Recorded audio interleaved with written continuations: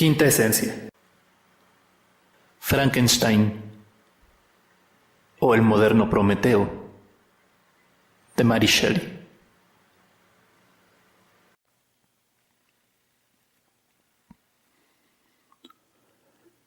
No puedo recordar, sino con muchas dificultades, el primer periodo de mi vida. Todos los sucesos se me aparecen como diluidos o nebulosos. Una extraordinaria acumulación de sensaciones se apoderó al comienzo de mi ser. La vista, el olfato, el oído, el tacto, se me revelaron simultáneamente y precisé realmente mucho tiempo antes de poder diferenciar los distintos sentidos.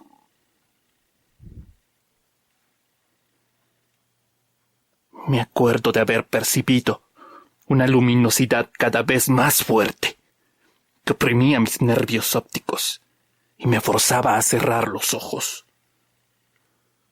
La oscuridad que sobrevino me asustó. Pero apenas si el fenómeno había sido constatado cuando la luz volvió a herirme. Entonces me di cuenta de que por instinto había abierto los ojos de nuevo. Comencé a andar, y si no recuerdo mal, bajé por una escalera. Súbitamente sufrí un gran cambio. Hasta aquel momento había permanecido rodeado de cuerpos opacos y sombras, que por consiguiente apenas si podían ser percibidas por mi vista, y que al hallarse lejos de mí no podía tocar. Pero descubrí de pronto que podía moverme sin que existieran para mí obstáculos infranqueables. La luz se me hacía cada vez más difícil de soportar, y a causa del esfuerzo, el calor comenzaba a incomodarme. Buscando algún lugar sombreado llegué al bosque de Ingolstadt, donde el hambre y la sed me atormentaron muy pronto, sacándome del sopor en que había caído. Devoré algunas bayas recogidas en los matorrales y tras apagar mi sed en un arroyuelo, me tendí en el suelo y dormí. Al despertar la noche había caído. El frío me hacía temblar y sentía mucho miedo, cosa perfectamente natural, considerando la situación en que me encontraba. Antes de abandonar vuestra casa, como sintiera frío, me había burdamente cubierto con algunas prendas que pude hallar, pero no eran suficientes como para protegerme del relente nocturno. Solo era una criatura abandonada y horriblemente infeliz. Nada tenía y todo me era incomprensible. Lleno de tristeza me senté y comencé a llorar. Poco tiempo después un débil brillo iluminó el horizonte y me procuró una vaga sensación de consuelo. Me levanté y vi un disco brillante que se levantaba lentamente por sobre los árboles. Lo contemplé asombrado. Se elevaba despacio por el cielo y su luz bastaba para que pudiera distinguir lo que estaba a mi alrededor. Comencé a buscar bayas y mientras lo estaba haciendo, encontré por fortuna una zamarra con la que pude cubrirme. Luego me senté de nuevo. Ningún pensamiento racional cruzaba por mi espíritu. Era sensible al hambre y la sed, a la luz y a la oscuridad. Incontables sonidos eran captados por mis orejas, y desde todos lados los más variados olores llegaban hasta mí. Pero lo único que de momento podía ver con claridad era la brillante circunferencia de la luna, que mis ojos contemplaron con agrado.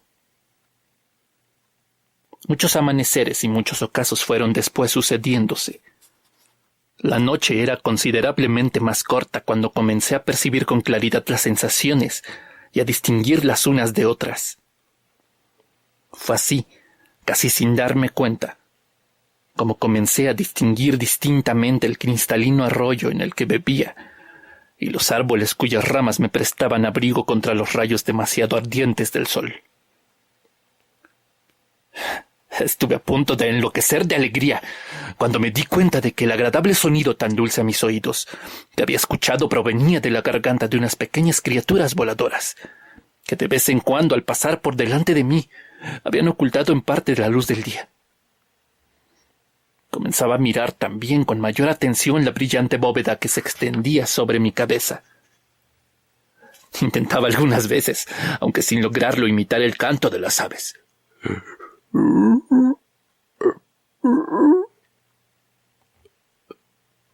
Otras, queriendo expresar mis sentimientos, producía con mi boca extraños sones que me asustaban y me hacían enmudecer. A medida que los días fueron pasando, la luna iba desapareciendo del firmamento para volver a aparecer cada vez más reducida. Yo seguía en el bosque. En aquel tiempo mis sensaciones eran ya absolutamente claras y mi espíritu asimilaba lentamente algunas ideas. Mis ojos se habían acostumbrado a la luz y lograban distinguir el auténtico aspecto de las cosas. Podía diferenciar un insecto de un tallo de hierba y reconocía ya las distintas clases de plantas. Me había dado cuenta de que los gorriones producían únicamente unos sones sin ninguna gracia, y que en cambio el trinar de los tordos y los mirlos era grato al oído de quien lo escuchaba. Un día en que el frío me torturaba descubrí por azar la hoguera que debía haber encendido algún vagabundo. Tuve una gran alegría al notar la sensación de calor que se desprendía de ella. Contento por el hallazgo, quise poner las manos sobre las brasas, pero las saqué de inmediato aullando de dolor. Comprobé extrañado que la misma causa podía tener dos efectos contrapuestos. Intenté saber la naturaleza del combustible y vi satisfecho que era madera, por lo cual enseguida comencé a reunir ramas que al estar húmedas no quisieron arder. Aquello me desanimó y volví a sentarme contemplando el fuego. Las ramas que se habían quedado cerca de la hoguera secaron poco después y prendieron, cosa que me proporcionó un motivo para reflexionar. Al tocar algunas de las ramas pude al fin saber la causa del fenómeno, y me puse de nuevo a reunir gran cantidad de leña para ponerle a secar, y tener así una reserva de combustible. Al anochecer, sintiéndome vencido por el sueño, temí que la hoguera se extinguiera durante mi reposo. La cubrí cuidadosamente de ramas secas y hojarasca, poniendo después encima gran cantidad de madera húmeda. Cuando hube terminado, coloqué mi zamarra en el suelo y me dispuse a dormir. Al despertar había ya amanecido, y mi primera preocupación fue cuidarme del fuego. Lo destapé y el ligero vientecillo que soplaba fue suficiente para que la llama volviera a surgir. Este nuevo fenómeno me dio la idea de construirme con ramas algo parecido a un abanico, que me permitió avivar mi hoguera cuando observaba que el fuego estaba a punto de apagarse. Cuando cayó la noche, observé satisfecho que el fuego no solo daba calor, sino que también iluminaba.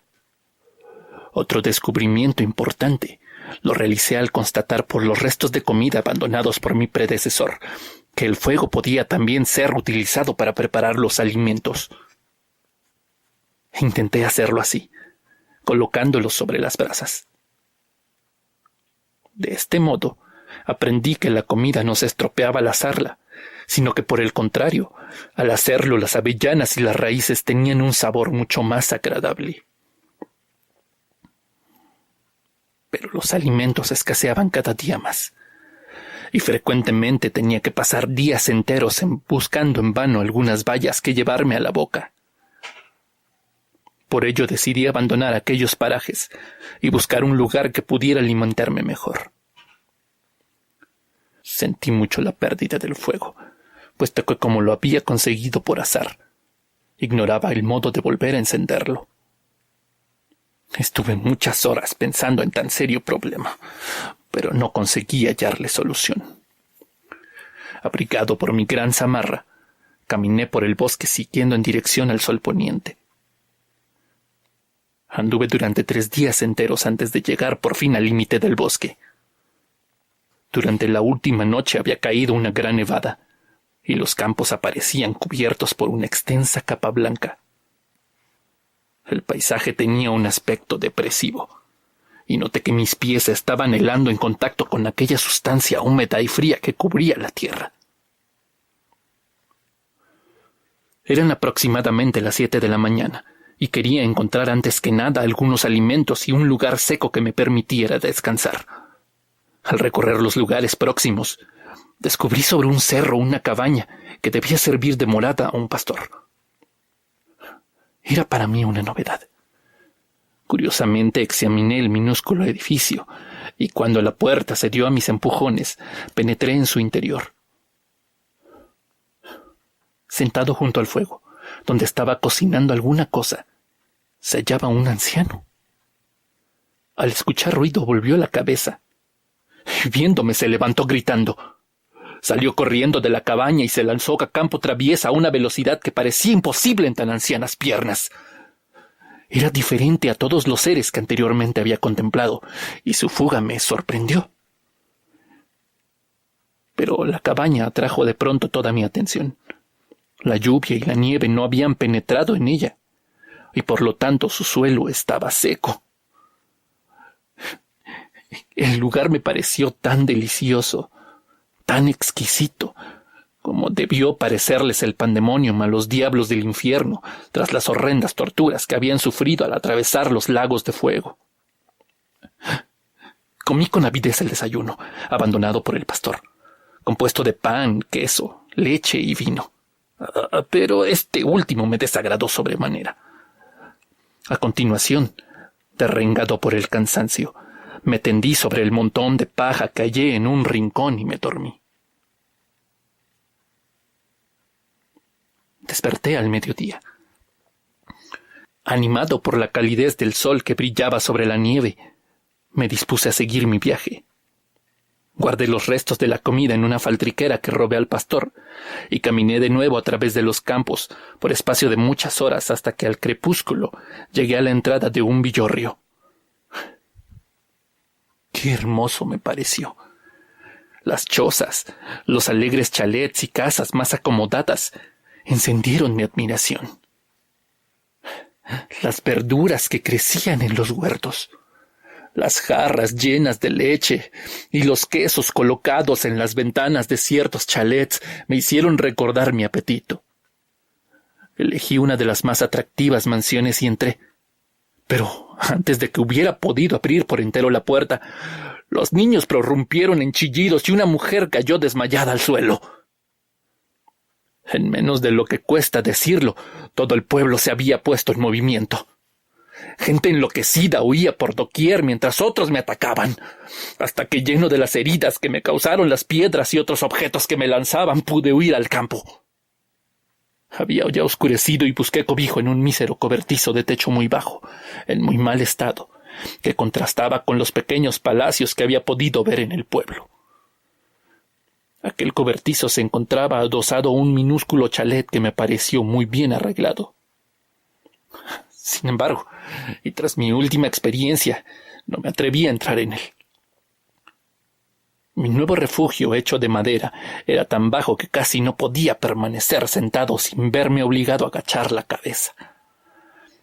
El piso de tierra apisonada estaba afortunadamente seco, y a pesar de que el viento se colaba por muchas rendijas, me pareció que el lugar sería un agradable cobijo y que al menos me protegería de la lluvia y la nieve. Entré pues en aquel cobertizo providencial y me acosté en el suelo contento de haber hallado un asilo. Pobre es verdad, pero que me permitiría abrigarme de los fríos e inclemencias del invierno y por encima de todo, de la salvaje crueldad de los humanos. Cuando brillaron los primeros resplandores del amanecer, Salí de mi cuchitril y me dispuse a examinar con mayor atención el chalet adyacente para saber si podría, sin ser descubierto, seguir habitando en el cobertizo. Estaba este a espaldas de la casa y próximo a un establo y un pequeño estanque de aguas cristalinas. En una de las paredes había una gran grieta que me había permitido entrar en él la noche última. Me di prisa en cubrirla al igual que hice con todas las fisuras a través de las que mi presencia hubiera podido ser descubierta. Lo hice utilizando piedras y pedazos de madera, pero tuve mucho cuidado en hacerlo de forma que me permitiera sacarlos cuando deseara salir al exterior. De esta forma, la única claridad que llegaba a mi refugio provenía del establo, pero aunque poca, la consideré suficiente. Remozada de esta forma mi vivienda y recubierto el piso de paja limpia que había encontrado en el exterior, tuve que ocultarme rápidamente en ella, al entrever una figura humana que refrescó en mi memoria los desagradables incidentes de la víspera, y me hizo desconfiar. Afortunadamente en la cabaña del pastor había podido recoger algunos víveres, y un vaso que iba a servirme mejor que mis manos para beber el agua del estanque. El suelo de mi cobertizo se encontraba un poco más alto que el del exterior, gracias a lo cual podría conservarlo seco. Además, la chimenea del chalet desprendía el calor necesario para mantener caldeado el reducto y hacer soportable la temperatura. Teniendo ya un aceptable habitáculo, me decidí a permanecer allí hasta que sucediera alguna cosa capaz de hacerme cambiar de opinión. En verdad se trataba de un pequeño paraíso, si lo comparaba con el bosque en el que había permanecido durante todo el verano, acostándome en un suelo que con frecuencia no estaba bien nivelado y durmiendo bajo las ramas que goteaban a causa de las lluvias. Cuando una vez hube consumido con buen apetito mi desayuno, me disponía a retirar la cobertura de la grieta para ir a buscar agua, escuché un rumor de pasos. Miré por una pequeña rendija y pude ver a una mujercita llevando un recipiente sobre su cabeza. Era una muchachita de aspecto amable, muy diferente de las personas que había hallado en los chalets y de los criados de las granjas, que más tarde pude ver. No obstante, su vestido era muy pobre. Llevaba una falda de tejido vasto y un chaquetón grueso de paño. Sus cabellos rubios estaban trenzados con esmero pese a que no lucían ningún adorno. Sus facciones revelaban tristeza y resignación. Desapareció de mi vista, y transcurridos unos 15 minutos, la vi regresar llevando el recipiente lleno en parte de leche. Su andar traslucía visiblemente el cansancio, y entonces un joven se dirigió a su encuentro. Parecía más entristecido que ella todavía. Conversaron unos momentos en los que me pareció un tono lleno de melancolía, y luego el muchacho puso el cubo sobre su propia cabeza y lo llevó hasta el chalet. Ella fue tras él, y de este modo ambos desaparecieron de mi vista. Transcurridos unos instantes volví a ver al hombre. Llevaba en la mano algunos útiles y cruzó el campo que limitaba la casa por su parte trasera. En lo que respecta a la joven, pude verla entrar y salir del chalet con mucha frecuencia. Explorando con más atención mi refugio, me di cuenta que una de las ventanas de la casa se abría anteriormente en la pared, que ahora servía de apoyo al cobertizo, y que sus cristales habían sido reemplazados por planchas de madera. Una de estas planchas se había agrietado ligeramente, y la fisura me permitió, acercando a ella uno de mis ojos, observar el interior de la vivienda. Vi una pequeña sala, hermosa y bien encalada, aunque desprovista casi por completo de mobiliario. En un rincón, cerca de un minúsculo hogar en el que lucía el fuego, estaba un anciano, sentado con la cabeza entre las manos. Toda su actitud traslucía el más hondo decaimiento. La joven se afanaba en ordenar la pieza. Luego, al cabo de unos momentos, buscó en un cajón y extrajo algo que tomó entre sus manos. tomó asiento cerca del anciano, que tomando un instrumento, comenzó a tañerlo, extrayendo de él sones más dulces todavía que el trinar del mirlo o el ruiseñor. Era un cuadro bellísimo, incluso para un infeliz que como yo jamás había podido contemplar nada tan hermoso. Los plateados cabellos y los rasgos llenos de bondad del anciano despertaron mi respeto, mientras que los agradables ademanes de la muchacha me hicieron descubrir el amor. Tocaba una tonada dulce y triste, que conmovió hasta el llanto a su dulce acompañante, a quien el hombre pareció no hacer caso hasta que pudo oír el sonido de sus sollozos. Dijo entonces algunas frases, y la jovencita, dejando la tarea, se arrodilló a su vera. Experimentaba yo en aquellos momentos algo que ni el hambre, la sed, el frío o el calor me habían hecho sentir. Tuve que alejarme de aquella grieta, incapaz de aguantar para más tiempo una emoción semejante.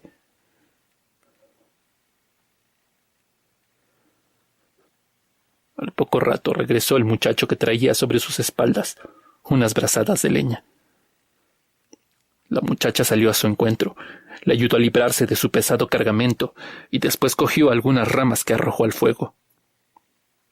Luego fue a reunirse con el hombre en una esquina de la habitación, donde éste le enseñó un gran pan y un pedazo de queso. Con gestos de alegría la joven se dirigió al huerto, recogió algunos tubérculos y legumbres, y después, penetrando en la casa, los colocó en un recipiente con agua que depositó sobre el fuego. Cuando hubo terminado, volvió a tomar su labor mientras el hombre en el jardín parecía estar muy ocupado arrancando unas raíces. Cuando hacía 1 hora aproximadamente que estaba trabajando en ello, la jovencita salió a buscarlo y juntos regresaron al chalet. Durante todo este tiempo el anciano habíase mantenido en una actitud meditativa, pero cuando sus compañeros hubieron regresado, sus rasgos se animaron y todos juntos se sentaron en torno a la mesa y se dispusieron a comer. El almuerzo acabó pronto, y la muchacha comenzó entonces a ordenar la habitación en tanto que el anciano, apoyado en el brazo de la joven, caminó unos instantes, tomando el sol a la puerta de la casa. Nada puede resultar más bello a la vista que el contraste de aquellos dos seres. Uno de ellos, el anciano, tenía el pelo blanco y sus facciones traslucían amor y tranquilidad. El otro, el joven, era apuesto y hermoso. Sus rasgos estaban simétricamente modelados, pero sus ojos y su actitud parecían expresar el desaliento y la tristeza más profundos. El anciano entró en el chalet, y el muchacho, tras haber cogido algunos aperos, distintos a los que había empleado por la mañana, se alejó de nuevo cruzando los campos. Al anochecer pude comprobar sorprendido que los habitantes de aquella casa habían logrado prolongar la luz merced a unos bastones, hechos con una cera especial. Me alegró sobremanera que la puesta del sol no pusiera fin al gozo que experimentaba en la contemplación de mis vecinos. A lo largo de la velada, tanto la muchacha como su compañero se entregaron a distintas ocupaciones, cuya utilidad yo no sabía comprender. El anciano tomó de nuevo en sus manos el instrumento musical, cuyos sones angélicos habían despertado ya mi admiración por la mañana. Cuando terminó la melodía, el joven permaneció mucho tiempo articulando una serie de monótonos sonidos que no se asemejaban en absoluto al hermoso y agradable son del instrumento que había pulsado el anciano, ni tampoco al trinar de los pájaros. Más tarde llegaría a descubrir que estaba leyendo en voz alta, pero en aquel tiempo todo aquello que se refería al arte de las palabras y las letras me era completamente desconocido. Cuando hubo transcurrido algún tiempo dedicado por la familia a aquellos menesteres, tiempo que a mí se me antojó muy breve, apagaron las luces y todos se retiraron a descansar.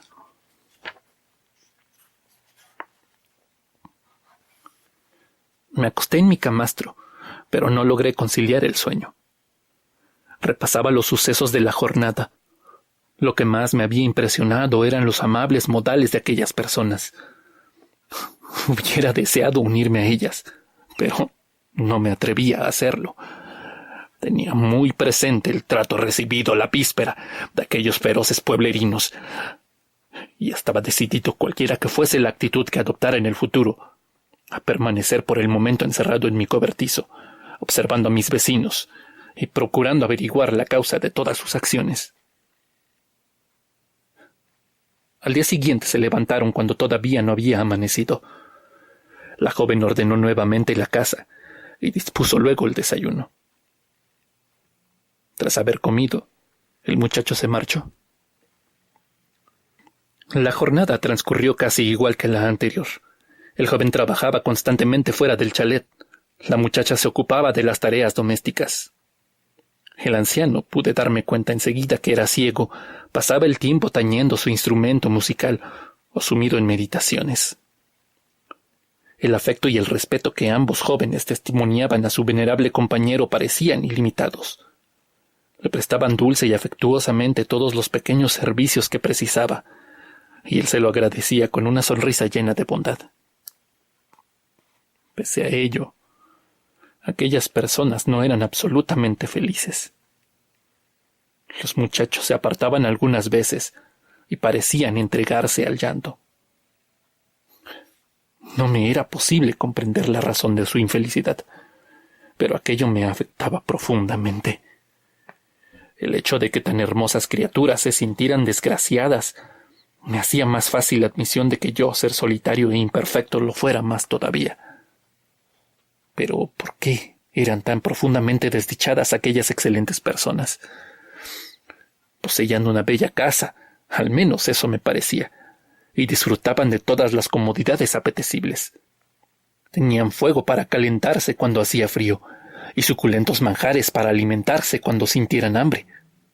Sus vestiduras eran de buen paño y, lo que a mi entender era más de apreciar, gozaban de su mutua presencia, y podían permanecer unidos intercambiando día tras día miradas llenas de amor y de bondad.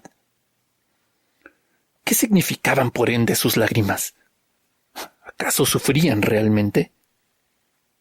No pude al principio hallar respuesta adecuada a estas preguntas, pero observándoles con sostenida atención, pude hallar más tarde la explicación a muchas de las cosas que en aquel tiempo me resultaban imposibles de entender. Pasaron muchas semanas antes de que pudiera descubrir uno de los motivos de la tristeza que parecía reinar en aquella agradable familia. Era esta la extrema miseria que sufrían. Al revés de cuanto yo había imaginado, su comida estaba casi exclusivamente compuesta por legumbres que recogían en el huerto y de leche que les proporcionaba una sola vaca, que además la daba muy escasa cuando llegaba el invierno, precisamente cuando la pobre gente se veía en mayores dificultades para asegurarse el sustento diario. Tengo la impresión de que muy frecuentemente padecían la tortura del hambre, de manera especial ambos jóvenes, ya que a menudo les vi privarse de su comida para dársela al anciano. Semejante rasgo de bondad me impresionó hondamente. Yo acostumbraba a quitarles durante la noche una porción de su comida que servía para alimentarme, pero cuando advertí que mis pequeños robos les perjudicaban, no volví a hacerlo, y en lo sucesivo tuve que contentarme con las bayas, avellanas y raíces que hallaba en el bosque cercano. De esa forma pude encontrar una forma de ayudarles en su trabajo. Había observado que el muchacho gastaba una buena parte de su tiempo en hacer leña para el hogar familiar.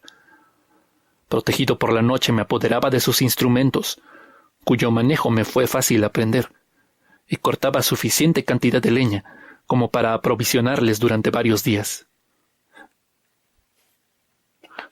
Recuerdo que la primera vez que lo hice, cuando por la mañana la joven abrió la puerta, quedó profundamente asombrada al ver ante la casa tan gran cantidad de leña. Lanzó algunos gritos y atrajo la atención de su joven compañero, que mostró también igual sorpresa. Observé satisfecho que aquel día el muchacho no se fue al bosque y dedicó su tiempo a hacer pequeñas reparaciones en la casa y a cultivar el huerto. Poco a poco hice otro descubrimiento mucho más importante que el primero. Me di cuenta de que aquellos seres poseían un modo de comunicarse mutuamente sus experiencias y sensaciones por medio de sonidos articulados. Vi que las palabras que utilizaban tenían la virtud de provocar en aquellos a quienes iban dirigidas pena o alegría, sonrisas o gestos de tristeza. En verdad se trataba de una ciencia divina que inmediatamente despertó en mí el deseo de poseerla. Sin embargo, todos mis intentos fueron vanos. En efecto, mis vecinos hablaban demasiado prisa y las frases pronunciadas no tenían al parecer ninguna relación con objetos tangibles, por lo que yo no me encontraba en condiciones de hallar un indicio que me permitiera penetrar su sentido. Logré solamente, y a costa de enormes esfuerzos, aprender el nombre de algunas de las cosas que con más frecuencia entraban en sus conversaciones, como fuego, leche, pan y leña. También aprendí el nombre de mis vecinos. El joven y la muchacha tenían varios, pero el anciano se llamaba solamente padre. La muchacha podía ser hermana o Ágata, y el joven, Félix, hermano o hijo. No puedo expresar la alegría que experimenté al descubrir el sentido de tales vocablos y al ser a mi vez capaz de pronunciarlos. Había podido también oír otras expresiones sin que hubiera logrado averiguar su significado ni desenterrar a su utilización. Estas eran, por ejemplo, bueno, querido, desgraciado. Transcurrió así el invierno. Las amables maneras y la bondad que mostraban los habitantes del chalet consiguieron que me encariñara con ellos. Cuando se sentían desgraciados yo estaba deprimido, y cuando estaban contentos compartía su alegría.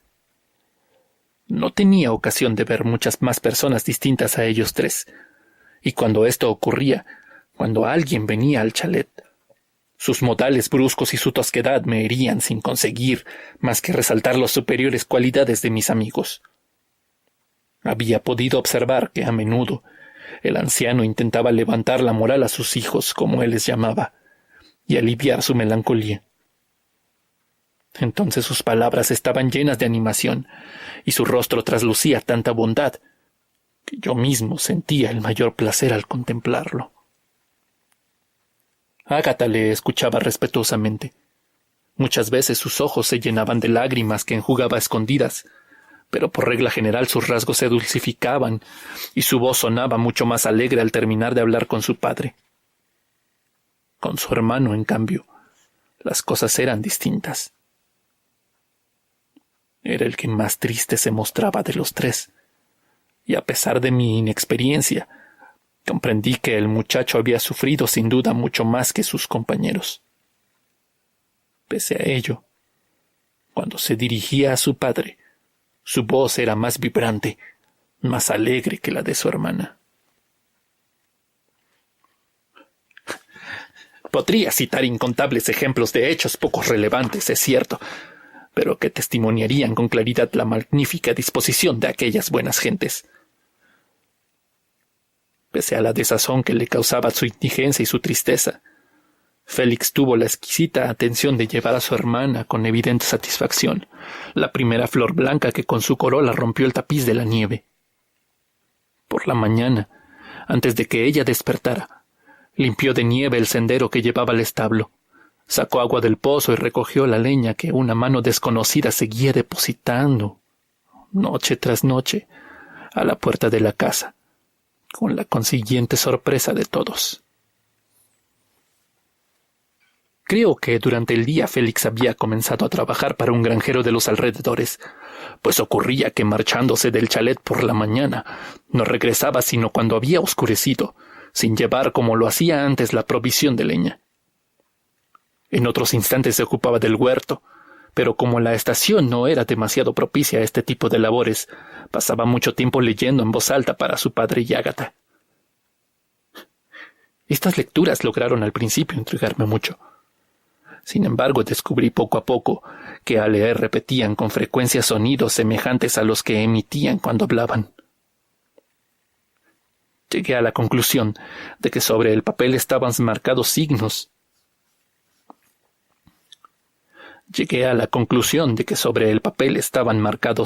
Que le servían para expresarse y que ellos conocían a la perfección. Deseaba con todo mi corazón llegar a comprenderlos, pero ¿cómo hubiera podido hacerlo si desconocía también los sonidos que representaban?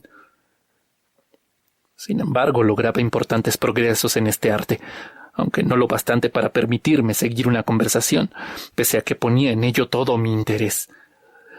Veía claramente que por grandes que fueran mis deseos de dirigirme a aquellos seres, no podía ni soñar en hacerlo antes de haber adquirido un perfecto conocimiento de su lengua, conocimiento que me permitiría hacer olvidar mi monstruosidad. También en este aspecto la continua comparación había servido para abrirme los ojos. Admiraba las hermosas proporciones de mis amigos, su gracia corporal, su belleza y el suave tono de su piel. ¡Cómo me desesperaba al ver mi reflejo en el agua! La primera vez que lo contemplé salté aterrado hacia atrás, incapaz de creer que realmente era mi imagen la que se había reflejado en aquella especie de espejo.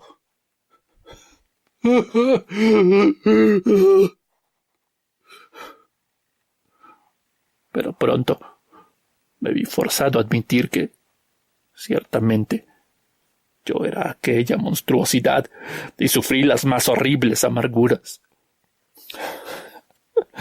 Ni siquiera podía imaginar los catastróficos efectos que mi fealdad produciría.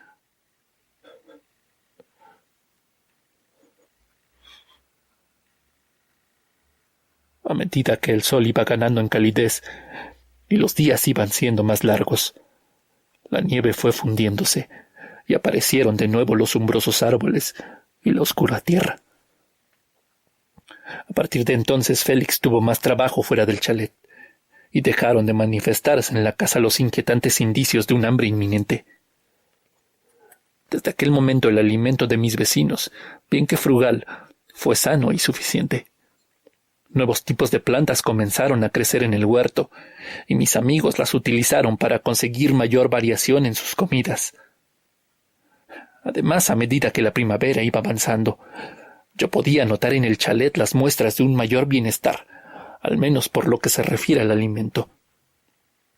Al mediodía, cuando no llovía, el anciano salía a pasear un poco, apoyándose siempre en el brazo de su hijo. Sin embargo, a menudo tenía que permanecer en el interior del chalet, retenido por violentas tempestades. Pero tras las lluvias llegaron los vientos que secaron la tierra.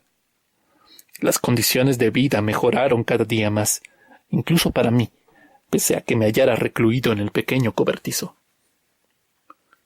Por la mañana contemplaba las idas y venidas de mis vecinos, a menos que les dispersara el trabajo en el exterior. En ese caso dormía. La tarde transcurría de modo semejante.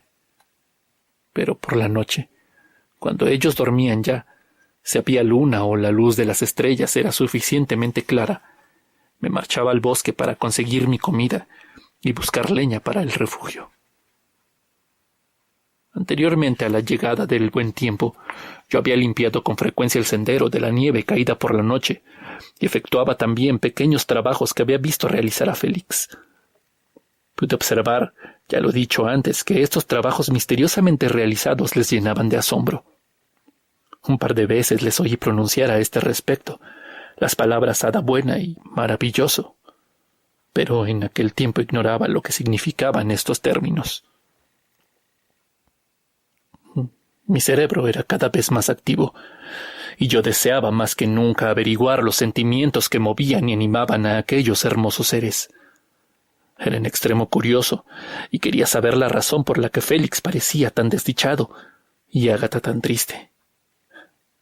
Creía, infeliz de mí, que posiblemente yo podría devolver la felicidad a aquellas benévolas criaturas. En mi imaginación, o cuando estaba ausente en mis correrías nocturnas, la imagen del padre ciego, del hermoso Félix y la bella Ágata se me aparecían incesantemente. Los consideraba seres superiores que habrían de ser más tarde árbitros de mi destino futuro. Trataba de figurarme de 1000 maneras distintas el día en que me presentaría ante ellos y la forma como me recibirían. Imaginaba que tras la repulsión que indudablemente les causaría al principio, acabarían por otorgarme su simpatía y más tarde su afecto, conquistados por mi buen comportamiento y la amabilidad de mis intenciones. Estos pensamientos conseguían exaltarme y me daban valor para aumentar mis esfuerzos con vistas a lograr expresarme con toda corrección. Mis cuerdas vocales eran gruesas pero flexibles, y a pesar de que mi voz no tenía ni con mucho la dulzura melodiosa de la suya, lograba ya pronunciar con facilidad las palabras que me eran conocidas. Ocurría algo semejante a la fábula del asno y del perro, aunque el gentil asno cuyas intenciones rebosaban afecto merecía mejor final, a pesar de sus modales un poco rudos, que ser apaleado o insultado. Las lluvias templadas y la agradabilísima temperatura primaveral transformaron de forma notable la naturaleza que nos rodeaba. Los hombres que en la anterior estación parecían haberse enterrado en vida, cuando llegó el cambio se dispersaron por doquier afanándose en los más distintos trabajos y los más variados cultivos. Los pájaros cantaban mucho más alegremente. En los árboles los brotes comenzaban a dar hojas. Alegre, alegre tierra, lugar que parece hecho para los dioses y que, sin embargo, aún ayer era húmedo, frío y malsano. Mis sentidos se extasiaban ante el maravilloso aspecto que tomaba toda la naturaleza. El pasado había desaparecido. El presente era hermoso, y el porvenir se anunciaba coloreado por los rutilantes rayos de la esperanza, y con la esperanza de grandes alegrías.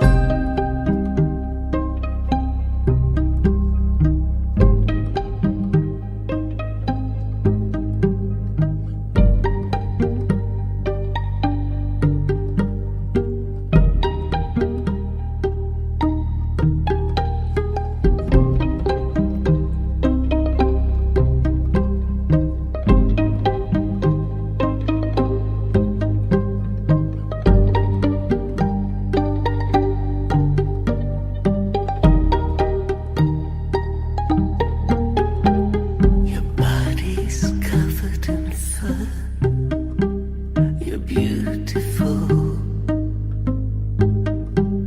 You're in and out of this world. You're beautiful. Your skin is scarred and you're hurt. You're beautiful. I know that you stand by your word, 'cause you're beautiful. Secretly beautiful.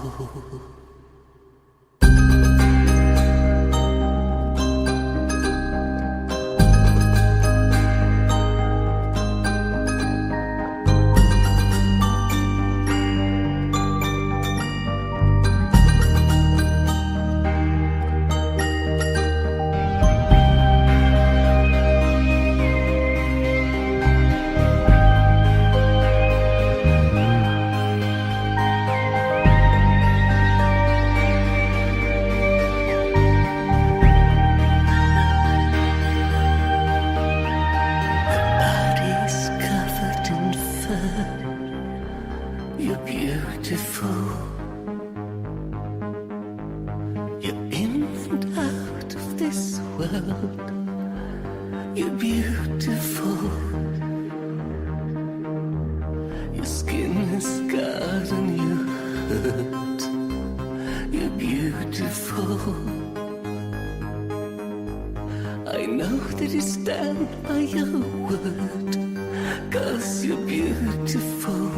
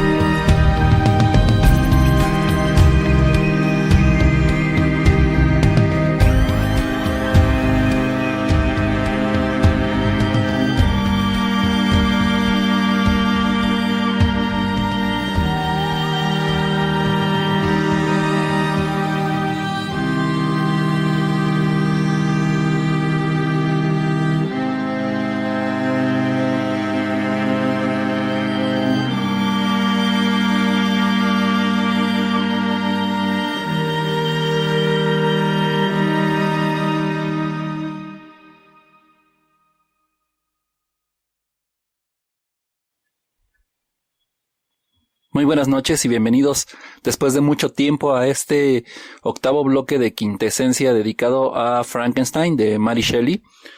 Lo que escuchamos como música fue Beautiful, de una banda alemana o de un proyecto alemán de una persona que se hace llamar Sopora Aeternus. Sopora Aeternus es el proyecto de Anna Barney, un personaje que es totalmente misterioso y enigmático.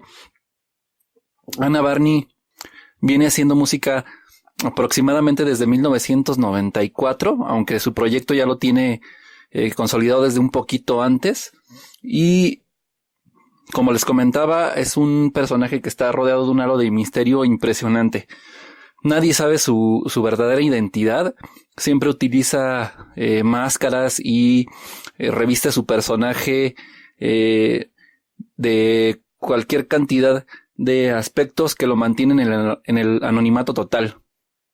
El proyecto de Anna Barney se cuenta que es resultado de un periodo sumamente depresivo de esta persona, y los temas que trata en su música y en su arte están revestidos de esta etapa depresiva. Entonces habla de temas como suicidio, de soledad, de todos estos demonios que se pueden aparecer en una persona que pasa por un periodo largo de depresión. Anna Barney también es un personaje que se ha ido desplazando hacia un modelo andrógino. Ha comentado en algunas ocasiones que él piensa que es una mujer atrapada en un cuerpo de hombre, y de ahí deriva esta imagen como andrógina, sin una identidad clara de género. Esta canción, que se llama Beautiful, corresponde a la última producción que ha sacado de 2014, que se llama Mitternacht. Esta intervención que estoy haciendo ahorita va a ser demasiado corta. Es únicamente lo que les voy a comentar. Estoy regresando para tratar de cerrar el ciclo de Frankenstein, que dejé un poquito pendiente por diversas causas de tiempo y de logística, pero no me sentiría satisfecho si no lo cierro. Entonces voy a completar 3 o 4 bloques más para cerrar el libro, y tal vez para cerrar la etapa de Quintesencia. Lo que seguía en la planeación era El retrato de Dorian Gray de Oscar Wilde y una serie de libros más, pero a menos que alguien manifieste que está escuchando y que quiere que continúe con este experimento, pues lo voy a cerrar. No voy a dejar de publicar, pero voy a hacer ya como otro tipo de intervenciones, andar explorando otro tipo de temas, y serán de manera esporádica, ya no regulares, aunque ya habían dejado de ser regulares. Así que es todo lo que quería manifestar. Hasta aquí la intervención. Nos vemos nos escuchamos en los siguientes bloques para cerrar Frankenstein. Y si hay alguien por aquí escuchando, pues manifiéstese. Eso es todo y les deseo muy buena noche.